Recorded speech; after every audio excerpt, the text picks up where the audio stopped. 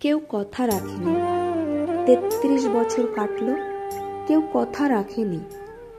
ছেলেবেলায় এক বৈষ্ণবী তার আগমনী গান হঠাৎ থামিয়ে বলেছিল, শুক্লা দ্বাদশীর দিন অন্তরাটুকু শুনিয়ে যাবে।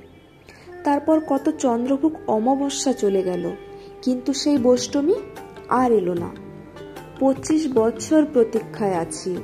মামাবাড়ির মাঝি নাদের আলী বলেছিল, বড় হও দাদা ঠাকুর, তোমাকে আমি ৩ প্রহরের বিল দেখাতে নিয়ে যাব। সেখানে পদ্ম ফুলের মাথায় সাপ আর ভ্রমর খেলা করে। নাদের আলী, আমি আর কত বড় হব? আমার মাথায় এ ঘরের ছাদ ফুঁড়ে আকাশ স্পর্শ করলে তারপর তুমি আমায় ৩ প্রহরের বিল দেখাবে? একটাও রয়্যাল গুলি কিনতে পারিনি কখনো। লাঠি লজেন্স দেখিয়ে দেখিয়ে চুষেছে লস্কর বাড়ির ছেলেরা।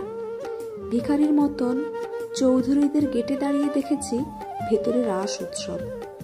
অবিরল রঙের ধারার মধ্যে সুবর্ণ কঙ্কন পরা ফর্সা রমণীরা কত রকম আমোদে হেসেছে। আমার দিকে তারা ফিরেও চায়নি। বাবা আমার কাঁধ ছুঁয়ে বলেছিলেন, দেখিস একদিন আমরাও। বাবা এখন অন্ধ, আমাদের দেখা হয়নি কিছুই। সেই রয়্যাল গুলি, সেই লাঠি লজেন্স, সেই রাস উৎসব আমায় কেউ ফিরিয়ে দেবে না। বুকের মধ্যে সুগন্ধি রুমাল রেখে বরুণা বলেছিল, যেদিন আমায় সত্যিকারের ভালোবাসবে সেদিন আমার বুকেও এরকম আতরের গন্ধ হবে। ভালোবাসার জন্য আমি হাতের মুঠোয় প্রাণ নিয়েছি। দুরন্ত ষাঁড়ের চোখে বেঁধেছি লাল কাপড়।